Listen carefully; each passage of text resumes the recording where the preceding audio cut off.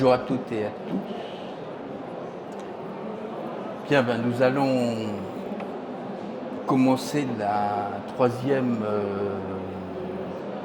atelier Regard croisé organisé par le Conseil national des barreaux sur un sujet qui est en fait en forme de question: la protection fonctionnelle telle que prévue par la loi du 21 mars 2024 est-elle à la hauteur des défis rencontrés par les maires?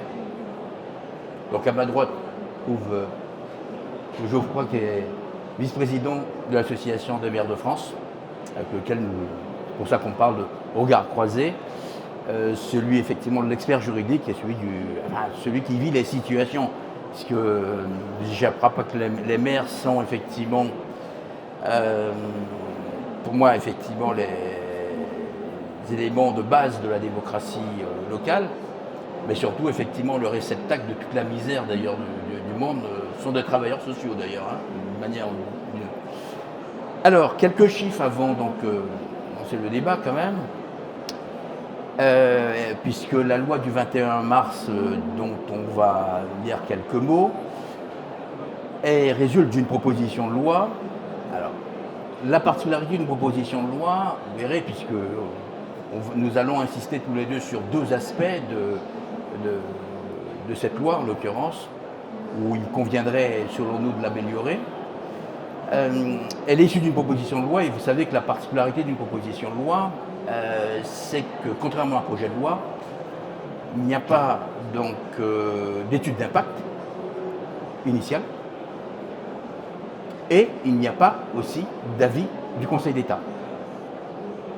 Alors, ça veut dire qu'en l'occurrence, ce que vous avez dans un projet de loi qui est présenté avec une étude d'impact et un avis du Conseil d'État permet d'orienter le texte, notamment sur ses manques. Ceux qui verraient qu'effectivement il y a deux éléments qui nous paraissent problématiques. Alors quelques chiffres. En suivant les statistiques du ministère de l'Intérieur, il y avait en 2022 2265 faits d'atteinte aux élus recensés. C'est une augmentation de 32% par rapport à 2021, où on notait 1720 faits qui avaient été comptabilisés. En 2023, 2600 atteintes ont été caractérisées, représentant une hausse de près de 15% par rapport à 2022. Dans 60% des cas de violence, ce sont les maires qui sont visés. La répartition du type d'atteinte est la suivante. 50% relèvent des outrages, 40% de menaces, 10% de violences volontaires. Alors même si les violences physiques demeurent assez marginales dans les chiffres, lorsqu'elles se produisent, elles sont quand même particulièrement préoccupantes, puisque les dernières années nous ont montré quoi? L'incendie volontaire d'un véhicule, du véhicule et du domicile du maire, par exemple, de Saint-Revin-Limpinch, avait noté, et l'attaque à la voiture bélier contre le domicile du maire de l'Aile-et-Rose. Aujourd'hui, je pense que nous sommes dans une société de violence où les actes vont se multiplier, vont devenir de plus en plus, je pense qu'il ne faut pas avoir peur de le dire, physique, en l'occurrence, et c'était l'objectif de cette proposition de loi portée par le sénateur François-Noël Buffet, qui était l'ancien président de la commission des lois et qui est maintenant ministre des Outre-mer. Alors la loi elle-même a 19 articles, a d'une part renforcé l'arsenal pénal répressif, donc les infractions sont devenues beaucoup plus lourdes en tant que sanctions, améliorer la prise en charge des maires victimes de violences et renforcer le rôle des acteurs judiciaires et étatiques. Alors je vais passer quand même sur un sujet qui est important, c'est la prise en compte, la mise en œuvre de la protection fonctionnelle. L'apport majeur de cette loi, ça a été quoi? C'est de rendre automatique cette protection fonctionnelle, qui est une obligation qu'il était avant pour les collectivités communales, mais qui, effectivement, le devient automatiquement. C'est-à-dire qu'il n'y a plus besoin, en l'occurrence, de décision de l'organe délibérant de prise en charge.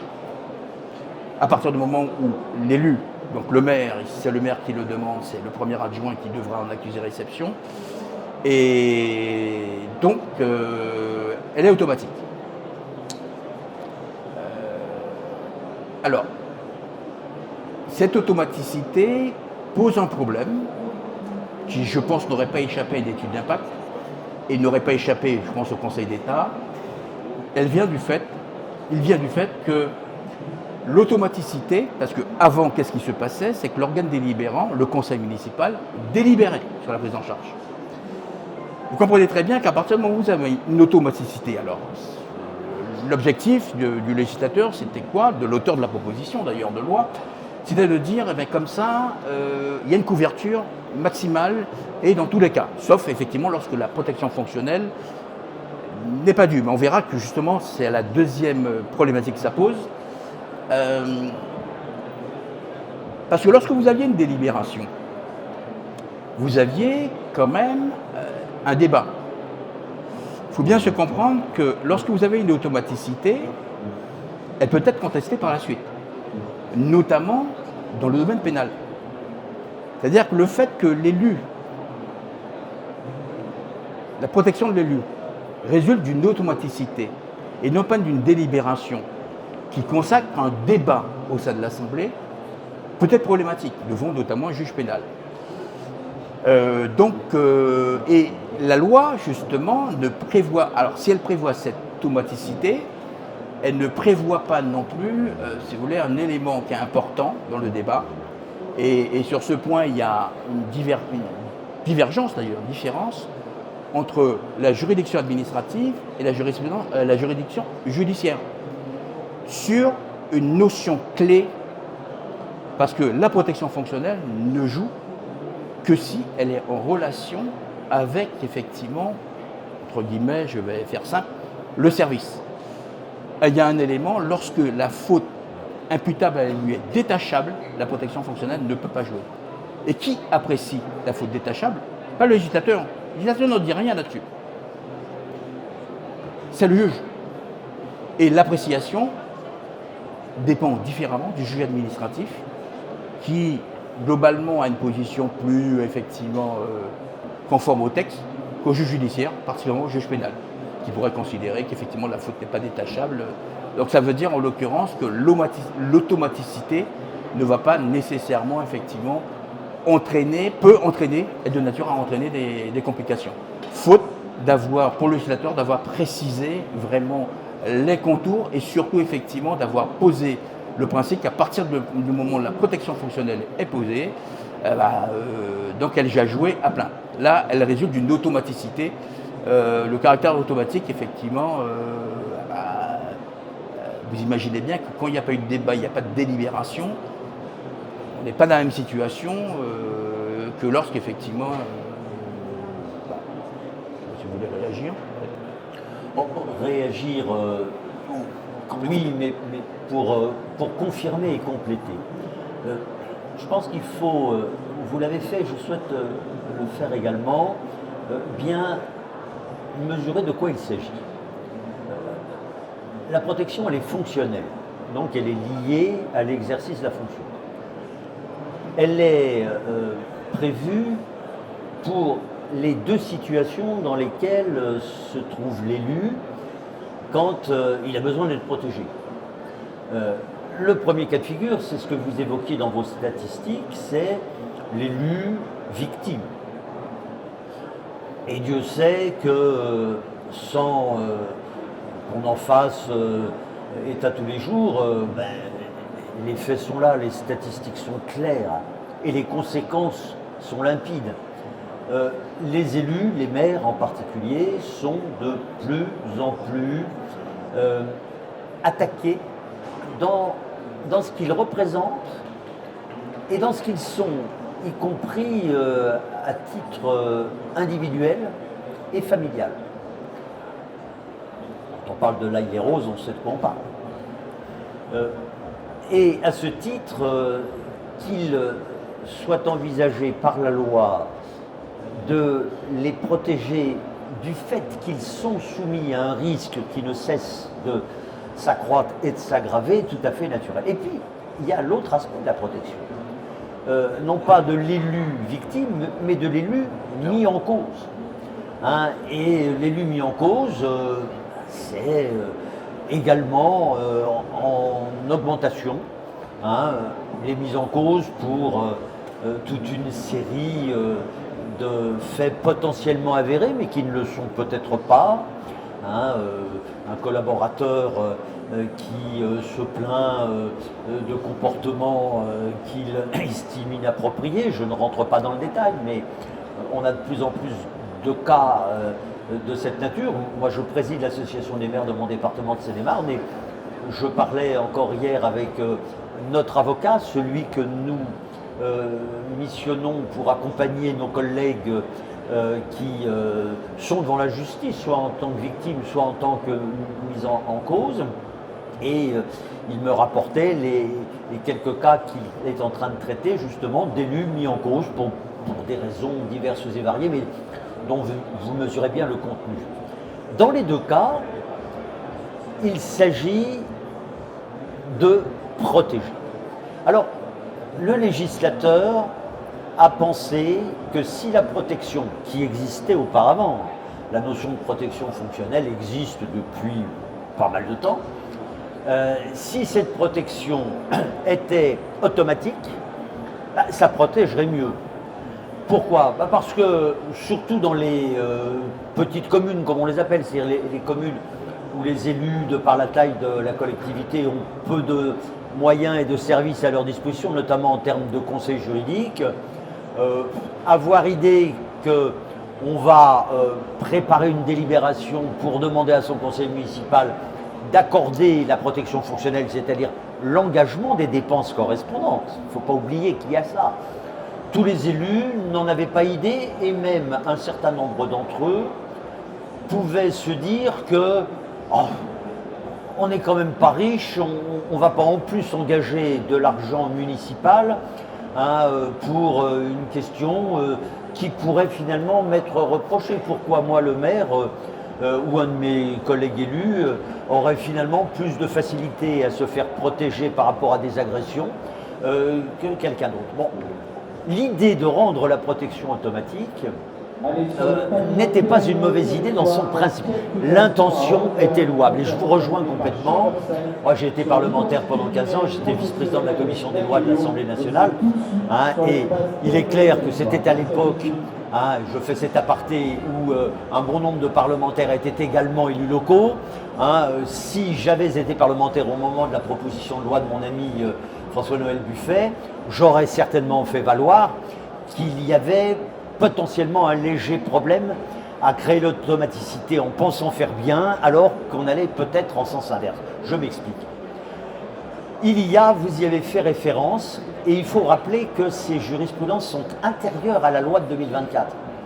Il y a deux jurisprudences des plus hautes autorités juridictionnelles de notre pays, dans le domaine judiciaire d'un côté, dans le domaine administratif de l'autre, Cour de cassation et Conseil d'État, qui ont une appréciation de la notion de faute détachable complètement différente. La Cour de cassation a une vision très rigoriste de cette notion.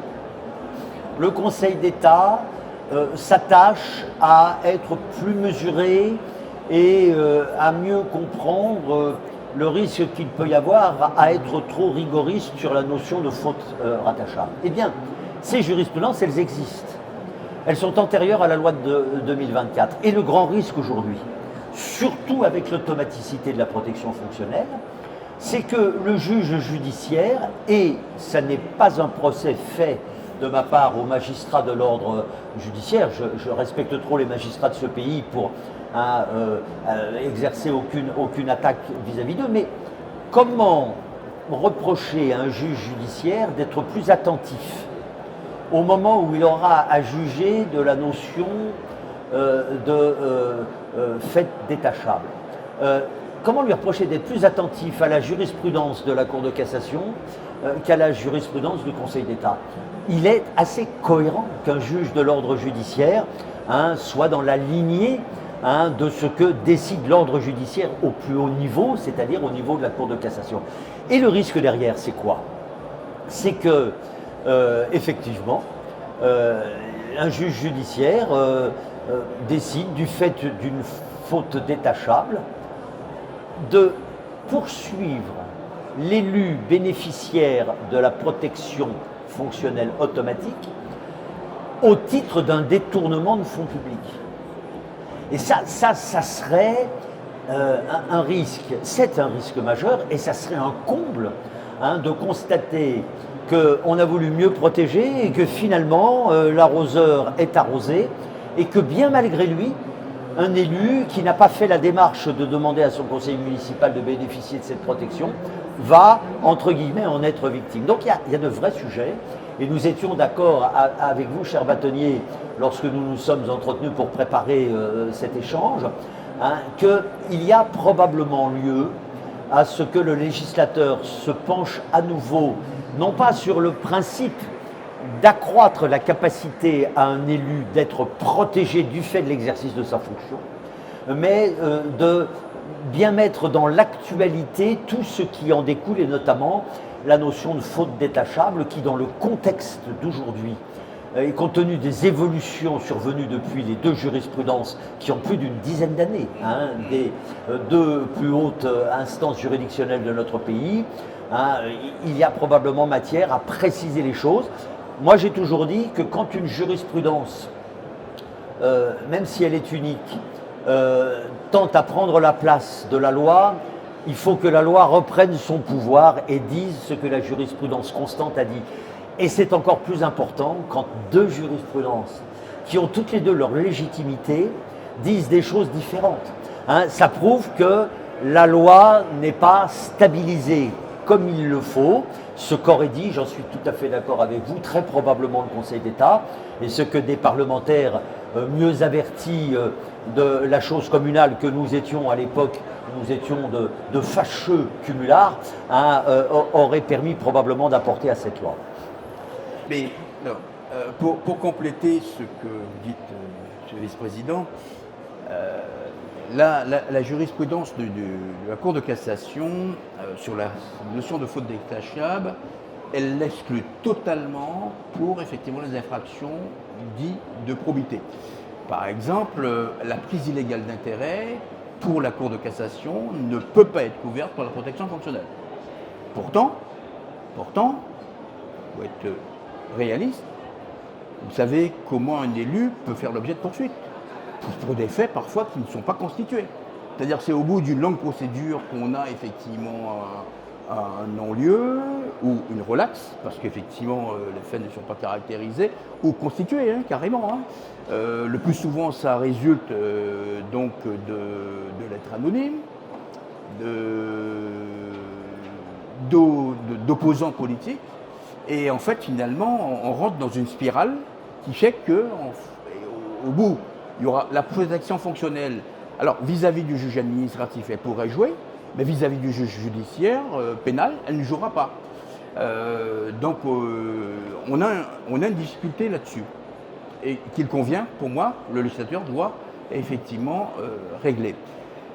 Deuxième aspect de cette loi qui n'est pas réglée, particulièrement pour les maires, vous savez, dans leurs fonctions, les maires sont en double qualité. Ils sont agents de l'État, donc ils représentent l'État dans des fonctions d'officier d'état civil, officier de police judiciaire, en matière d'organisation des élections. Et ils sont en même temps représentants de la commune, donc, on va dire, agents territoriaux, entre guillemets. Mais dans les deux cas, vous voyez, la protection fonctionnelle se module en fonction des modalités dans lesquelles le maire intervient. Lorsqu'il intervient comme agent de l'État, il bénéficie d'une protection fonctionnelle qui est comparable à celle des agents publics. Ça veut dire, en l'occurrence, dès sa mise en cause, il est pris en charge par l'État. Alors, sa prise en cause, c'est quoi ? C'est une audition en tant que témoin. C'est une audition en garde à vue. Alors que lorsque le même maire intervient comme agent territorial, représentant de la commune. Il ne peut bénéficier, ou alors celui qui le supplée ou celui qui a délégation, puisque la protection fonctionnelle concerne effectivement ses adjoints qui ont des délégations. Et dans ce cas de figure, la protection fonctionnelle ne peut jouer que lorsqu'il est l'objet de poursuites pénales. Ça veut dire lorsqu'il est auditionné comme témoin ou comme témoin assisté. La protection fonctionnelle ne joue pas. Alors, cette distinction a fait l'objet d'une question prioritaire de constitutionnalité. Le Conseil constitutionnel a considéré qu'ils n'étaient pas, dans le cas d'espèce, ils n'étaient pas dans la même situation, même si, effectivement, dans cette même décision, elle a invité le législateur à revoir, entre guillemets, sa copie, parce que vous comprenez très bien que c'est inintelligible pour le citoyen. Le citoyen, lorsqu'il voit le maire, il ne sait pas s'il agit, pour lui c'est le maire, hein, c'est tout. Hein. Qu'il soit agent de l'État, ça revient au même. D'ailleurs, le plus souvent, les maires sont des réceptacles effectivement de problèmes qui n'ont rien à voir avec la commune. Les premiers éléments, les premiers acteurs qui effectivement sont des éléments de terrain, en l'occurrence, sur leurs problèmes, que les concitoyens vont voir, c'est pas le préfet, c'est le maire. C'est le maire qu'ils connaissent. Et donc, on a cette problématique que moi, alors là, j'estime totalement injustifiée. Je considère qu'un élu, en l'occurrence les maires, doivent effectivement avoir, comme les autres élus d'ailleurs, territoriaux, doivent avoir une protection dès le départ. Alors, pourquoi? Ça s'explique. Parce que vous comprenez très bien que lorsque vous êtes auditionné en témoin ou comme, effectivement, dans le cadre d'une garde à vue, il y a des éléments qui, au départ, vous pouvez, moi j'ai eu le cas, d'espèce, apporter dès le départ, qui effectivement clôt l'affaire pour le procureur de la République. Et que vous ne pouvez pas avoir, effectivement, que l'élu, sauf si effectivement il fait appel à ses frais d'ailleurs, à un avocat, pourrait donner. Voilà. Parce que, vous savez, dans beaucoup d'affaires, il y a beaucoup d'intox. Les réseaux sociaux, ça fonctionne. Donc voilà, on donne beaucoup d'informations. Et je ne vous dis pas avec l'intelligence artificielle ce qu'on peut faire. On peut même fabriquer de fausses preuves, effectivement, qui orientent. Et puis à la fin de la procédure, on se rend compte effectivement, il n'y avait rien à lui reprocher. Oui. Ce que vous évoquez, je vais le résumer de manière peut-être un peu provocatrice, mais on n'est pas loin, dans certaines situations, de la double peine. La première peine, moi je ne porte jamais de jugement sur les jugements, sur les décisions de justice. Par contre, quand une jurisprudence de la Cour de cassation ou du Conseil d'État est installée, on n'est plus dans une décision de justice qu'on a le droit ou pas de commenter. On est dans un fait juridique qui équivaut quasiment à la loi, à la force de la loi. Et on a le droit de porter un jugement sur la loi. Une jurisprudence installée, conforme, persistante, elle fait fonction de loi. Et c'est pour ça que je disais tout à l'heure, quand ce fait se conjugue avec une incertitude pour la personne susceptible d'être traînée devant la justice, ça mérite qu'on revienne dessus. Donc, quand la Cour de cassation crée l'automaticité du détachement de la faute, elle crée une sorte de déni de la présomption d'innocence. Ça, c'est la première peine. Vous êtes accusé de, par définition, la personne qui vous a accusé de n'a pas obtenu de la justice dans des conditions définitives, par décision éventuellement de la Cour de cassation, que vous soyez reconnu des faits qui vous sont reprochés. Le simple fait qu'on puisse vous le reprocher crée automatiquement la notion de détachement. Ça me pose, moi, personnellement, un problème par rapport à la présomption d'innocence. Et la double peine, c'est quand, effectivement, on se trouve en absence de protection dans les premiers instants où, avant d'être mis en examen, ce qui fait de nous un justiciable qui doit pouvoir bénéficier de la protection, on est appelé comme simple témoin, et puis ensuite comme témoin toujours, mais sous le couvert d'une mise en examen, pas d'une mise en examen, d'une garde à vue. Vous savez, nos concitoyens, ils ne connaissent pas toutes les finesses. À la limite, vous êtes appelé par un capitaine de PJ ou par le commissaire de police, parce que le commissaire s'adresse au maire en disant c'est à moi de le faire. On voudrait vous entendre comme témoin, etc. Bon, les gens ne sont pas obligés de le savoir. Par contre, à partir du moment où vous avez été mis en garde à vue, ça se sait avant même que vous ayez le temps de dire à vos proches que vous êtes en garde à vue et que vous ne savez pas quand vous allez revenir à la maison. Bon. Et donc, vous êtes déjà coupable quand vous êtes mis en garde à vue. Or, à partir du moment où vous êtes susceptible d'être déjà considéré comme coupable parce que mis en garde à vue, vous devez pouvoir bénéficier de la protection fonctionnelle. Et il est injuste que la loi fasse une différence si difficile à faire en fait entre le maire exerçant ses pouvoirs que lui confère l'État dont il est le représentant et le maire exerçant les responsabilités de l'élu local ayant été désigné par ses concitoyens pour assumer toutes sortes de compétences dans le cadre en particulier de cette clause de compétence générale qui est celle des communes et dont ne bénéficie aucune autre collectivité, ni départementale, ni régionale.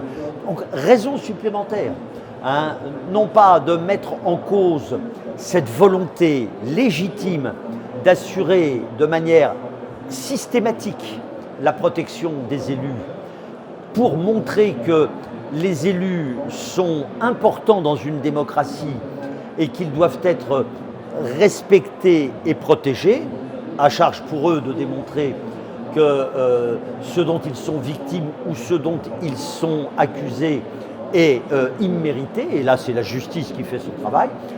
Mais je crois qu'on a avec cette loi de mars dernier un des exemples trop fréquents, malheureusement, de dispositions prises dans une volonté évidente d'aller dans la bonne direction, mais dont les méandres de la conception et les insuffisances du dispositif donnent trop de place à la jurisprudence. La jurisprudence, elle est utile et elle est quelquefois nécessaire là où la loi n'a pas à rentrer dans le détail. Pour une certaine catégorie d'incrimination, elle va préciser les choses, elle va servir de repère complémentaire aux magistrats. Mais quand la jurisprudence installe un risque de déni de principes fondamentaux de notre droit, à savoir en priorité la présomption d'innocence, sur le versant maire mis en cause d'une manière quelconque, et vous avez raison, les réseaux sociaux aujourd'hui sont des ferments d'attaques tous azimuts contre les élus. On va se faire un élu, la presse reprend quand elle le souhaite tout cela parce qu'elle veut se faire un élu, ça fait du bien de se faire un élu, ça crée du populisme ambiant et ça le renforce, mais derrière tout cela, il y a quoi? Il y a un affaiblissement considérable du sentiment éprouvé par nos concitoyens sur la valeur de la démocratie représentative et sur l'importance qu'il y a dans un pays comme le nôtre à avoir des représentants du peuple qui agissent au nom du peuple et qui rendent des comptes au peuple au travers des élections à date régulière. L'autre aspect de la loi du 21 mars 2024, ça a été d'étendre la protection fonctionnelle également aux membres de la famille de l'élu. Alors pourquoi ? Parce que vous imaginez bien, avec le développement des attaques, on ne se prend pas à l'élu nécessairement, on s'en prend aux enfants, aux conjoints, aux membres de la famille. Parce que si l'élu, effectivement, est habitué à prendre, entre guillemets, des coups, sa famille l'est moins. Sa famille n'a pas signé pour, effectivement, être maire, consort, voilà. Et donc, il y a des dégâts.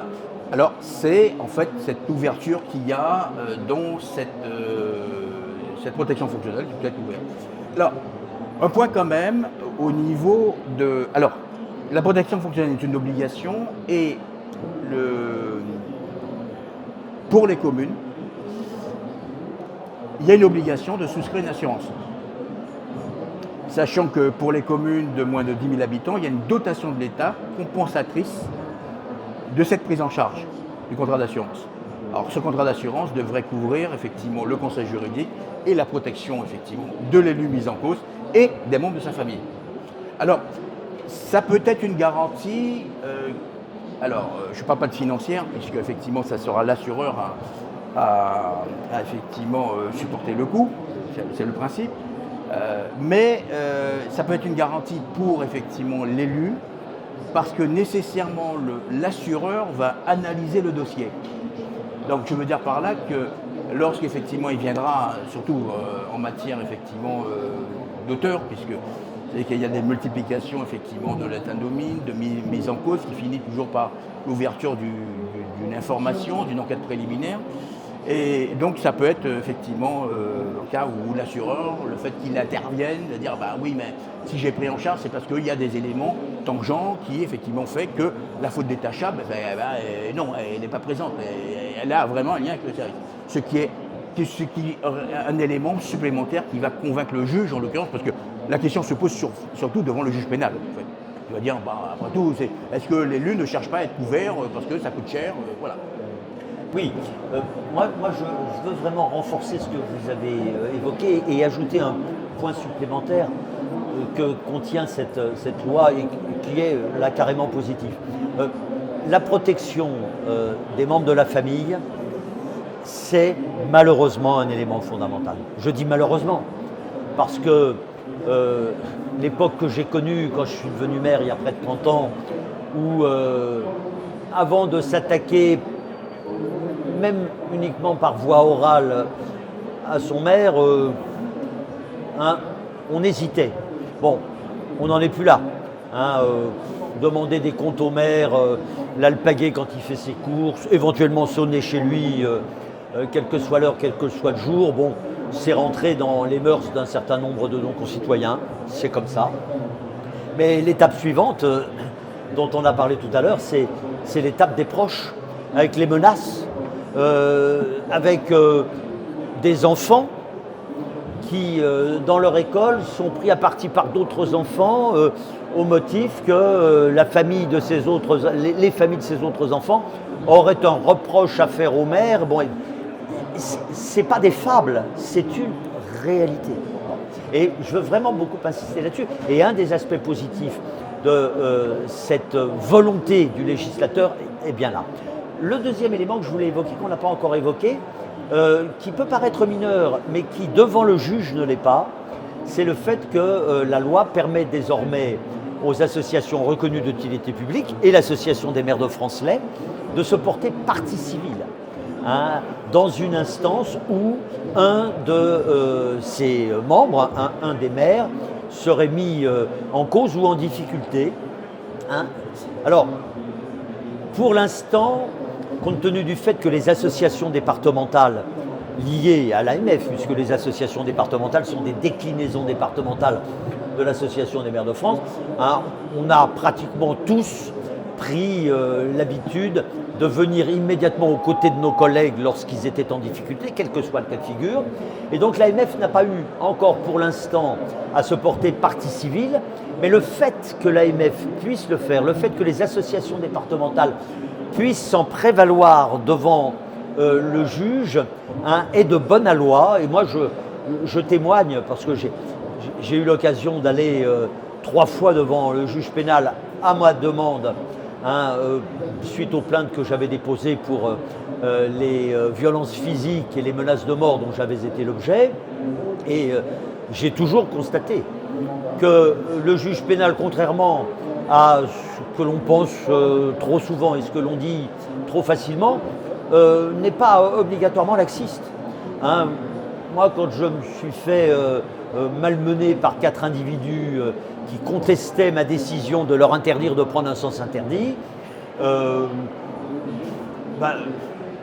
le procureur a été très saignant et le tribunal l'a été aussi.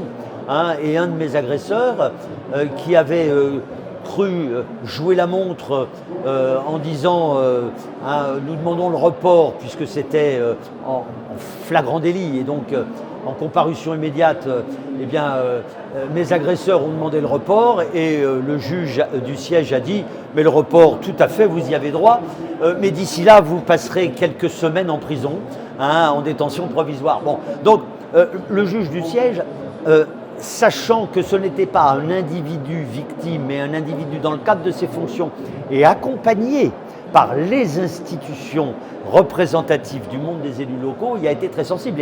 Et sur ce directeur de cirque qui était venu dans mon bureau pour me menacer clairement de mort parce que je lui faisais savoir qu'il ne pourrait pas s'installer contrairement à ce qu'il souhaitait, pour des raisons que j'avais clairement évoquées, pour les mêmes raisons, a été très sévèrement condamné. Donc, le fait que la loi reconnaisse aux associations représentatives d'élus une capacité, même une nécessité à être aux côtés des leurs lorsqu'ils sont mis en difficulté, est un des éléments fondamentalement positifs de cette loi de mars dernier. Oui, tout à fait. Parce que souvent l'élu, effectivement, fait l'objet d'un lynchage, on peut le dire, se retrouve seul. Et c'est important, effectivement, que les associations d'élus, en l'occurrence départementales, soient effectivement présentes. Avant de passer à l'échange, parce qu'il nous reste quelques minutes, je voulais vous dire aussi, apport de cette loi qui est positif, c'est le fait d'avoir intégré donc des dispositions pour protéger non seulement les maires, ceux qui interviennent au titre de la délégation, mais aussi les membres de la famille, contre le harcèlement, y compris effectivement numérique, le cyberharcèlement. Voilà, parce qu'on sait très bien que je vous propose de passer, puisqu'il reste quelques minutes, 11h15, éventuellement si vous avez des questions. Bonjour, merci pour votre exposé. Donc moi je travaille avec l'association départementale de l'Hérault. Et nous faisons un peu de formation aussi, donc je suis sur cette partie. Mais effectivement, l'association se constitue partie civile lorsque les élus sont victimes et c'est nécessaire, parce que déjà, parfois ils ne sont pas souvent confrontés au fait pénal. Et ça c'est déjà premier pas, donc il faut les aider. Et puis je souscris vraiment à vos observations, très pertinentes bien sûr, sur la difficulté à la mise en place de cette automaticité. Voilà. Ça c'est assez compliqué. L'absence de délibération aussi nous fait poser une question un peu subsidiaire que les avocats nous reportent quand ils sont saisis, souvent en comparution immédiate d'ailleurs, mais qui va nous payer, donc, et comment on enclenche ce paiement. S'il va falloir délibérer, effectivement, on a pour le coup pour l'extrême justice, dans le cadre de la protection fonctionnelle et déclencher. Donc finalement, ça oblige quand même à une procédure un peu complexe. Voilà, pour les élus. Voilà. Néanmoins, je pense que c'est très positif. Nous, à l'association départementale, on a accompagné plus d'une dizaine d'élus quand même depuis 1 an et demi, ce qui est quand même significatif. Vraiment. Je souscris vraiment à toutes vos remarques très pertinentes et ce serait intéressant que le législateur effectivement apprécie ça. J'espère d'ailleurs que ce que nous avons dit, les 2 points, puisqu'il y a une réflexion sur le statut de l'élu en l'occurrence, en ce moment, fera l'objet effectivement pour combler les lacunes de cette loi. Oui, derrière ce que vous dites, il y a un sujet délicat. De par la nature et l'exigence de plus en plus grande et le risque de plus en plus grand de l'exercice des fonctions d'élus, il faut qu'il y ait des dispositions particulières créant une compensation dans leur statut de judiciable, mais il ne faut pas qu'inversement nos concitoyens éprouvent le sentiment que décidément les élus sont surprotégés. Parce qu'ils sont élus, ils ont droit à ça et à ça. Et il y a beaucoup à expliquer. Et c'est pour ça que la vertu qu'avait la non-automaticité, c'était la vertu du débat public en conseil municipal. L'élu s'interroge, il pense que le passage par la protection qu'il va demander à l'ensemble de ses collègues est importante, on en parle, on délibère, et tout ceci est public. Bon. Et je pense qu'il faut vraiment travailler à bien positionner la nécessité de protéger du fait de la fonction, mais de ne pas apparaître comme protégeant systématiquement parce que la fonction est protégée mieux que d'autres ne le sont. Et là, on est dans des méandres d'une complexité qui me renforce dans l'idée qu'il ne faut pas que malencontreusement une jurisprudence comme celle qu'on évoquait tout à l'heure crée un déni de présomption d'innocence. En fait, nous sommes de plus en plus en chemin vers une société, du fait des réseaux sociaux en partie, de présomption de culpabilité.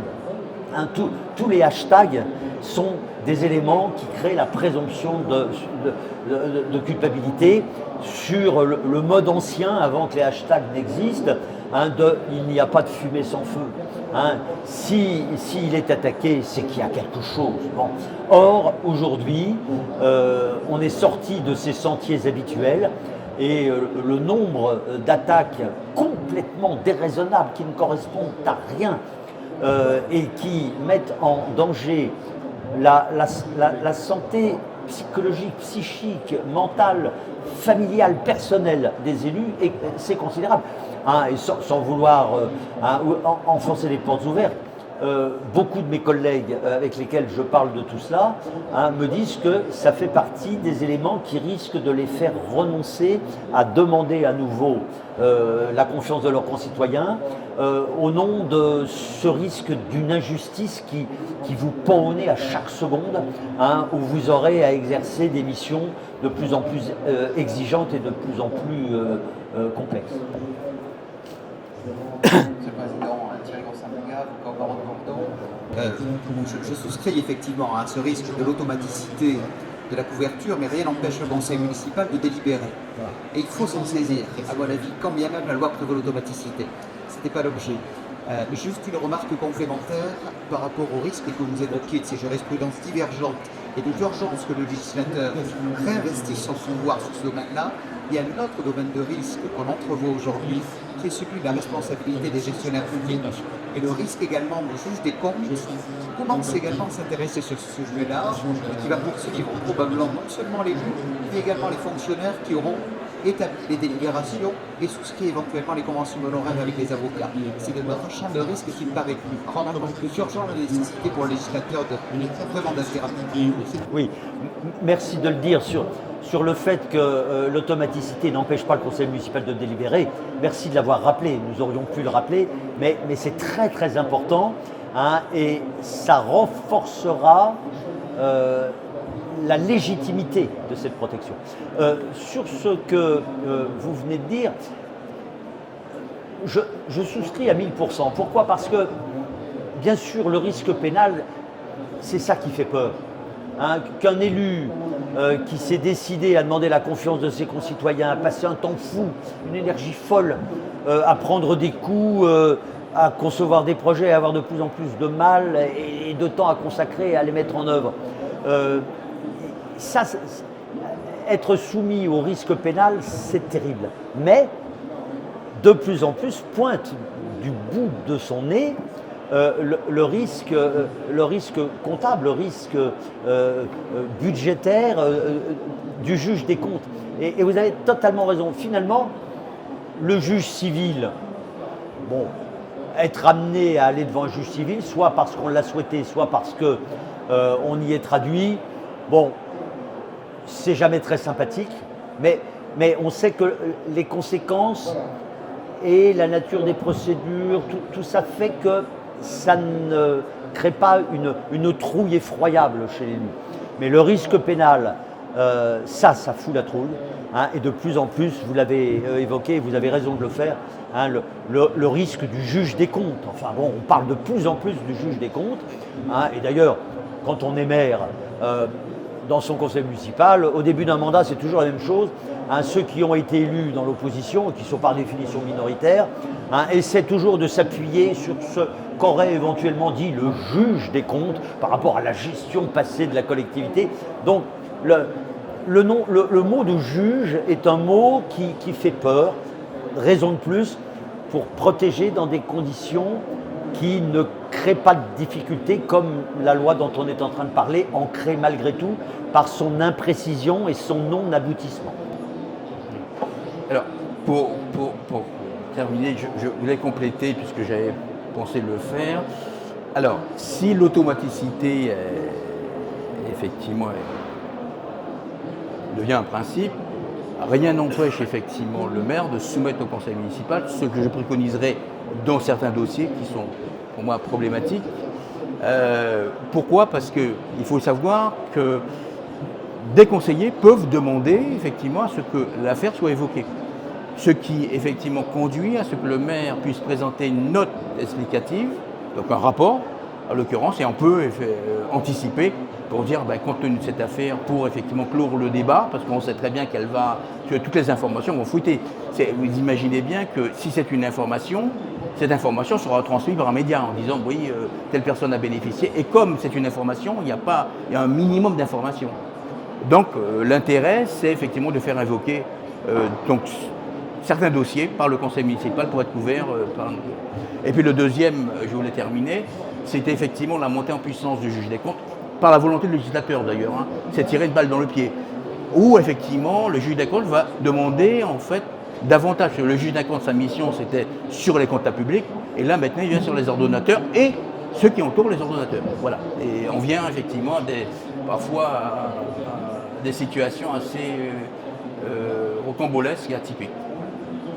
Merci à tous. Merci.